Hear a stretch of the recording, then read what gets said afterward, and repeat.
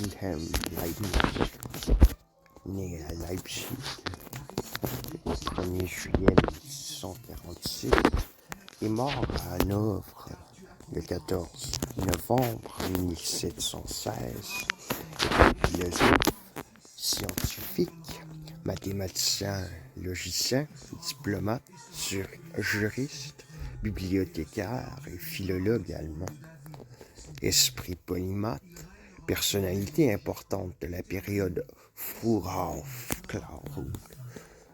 Il occupe une place primordiale dans l'histoire de la philosophie et l'histoire des sciences, notamment des mathématiques, et est souvent considéré comme le dernier génie universel. Il naît en 1646 à Leipzig, dans une famille luthérienne. Son père, Friedrich Leibniz, est juriste et professeur de philosophie morale à l'université de la ville. Après la mort de celui-ci en 1652, Leibniz, parallèlement à son éducation supervisée par sa mère et son oncle, étudie dans la bibliothèque léguée par son père. Entre 1661 et 1667, il étudie dans les universités de Leipzig, Jena et d'Altdorf et obtient des diplômes en philosophie et en droit. À partir de 1667, il est employé par Johann Christian von Boinburg et l'électeur de Mayence Jean-Philippe de Schönborn. Entre 1672 et 1676, il séjourne à Paris et voyage à Londres et à La Haye, rencontrant les scientifiques de son époque et s'initiant aux mathématiques. À la suite de la mort de ses deux employeurs, en 1676, il accepte la proposition d'emploi par la maison de Hanovre, régnant sur la principauté de Calenberg, et s'installe à Hanovre où il occupe les postes de bibliothécaire et conseiller politique. Il y mène des recherches sur des domaines très divers, voyageant à travers toute l'Europe et correspondant jusqu'en Chine, jusqu'à sa mort en 1716. En philosophie, Leibniz, avec René Descartes et Baruch Spinoza, l'un des principaux représentants du rationalisme, au principe de non-contradiction, il ajoute 3 autres principes à la base de ses réflexions.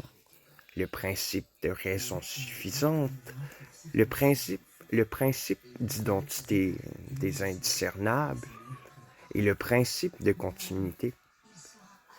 Concevant les pensées comme des combinaisons de concepts de base, il théorise la caractéristique universelle, une langue hypothétique qui permettrait d'exprimer la totalité des pensées humaines et qui pourrait résoudre des problèmes par le calcul grâce au calcul ratiocinator. Anticipant l'informatique de plus de 3 siècles, en métaphysique, il invente le concept de monade. Enfin, en théologie, il établit 2 preuves de l'existence de Dieu, appelées preuves ontologiques et cosmologiques. Au contraire de Spinoza qui pensait Dieu immanent, Leibniz le conçoit transcendant à la manière traditionnelle des religions monothéistes pour concilier l'omniscience, l'omnipotence et la bienveillance de Dieu avec l'existence du mal. Il invente, dans le cadre de la théodicée, terme qu'on lui doit, le concept de meilleur des mondes possibles qui sera raillé par Voltaire dans le conte philosophique Candide. Il aura une influence majeure sur la logique moderne, développée à partir du 19e siècle, ainsi que sur la philosophie analytique du 20e siècle, au 20e siècle. En mathématiques, la contribution principale de Leibniz est l'invention du calcul infinitésimal, calcul différentiel et calcul intégral. Si la paternité de cette découverte a longtemps fait l'objet d'une controverse l'opposant à Isaac Newton, les historiens des mathématiques s'accordent aujourd'hui pour dire que les deux mathématiciens ont développé plus ou moins indépendamment. Ils travaillent également sur le système binaire comme substitut au système décimal, s'inspirant notamment de vieux travaux chinois. Par ailleurs, il introduit la notation de Leibniz, et travaille également sur la topologie. Écrivant en permanence,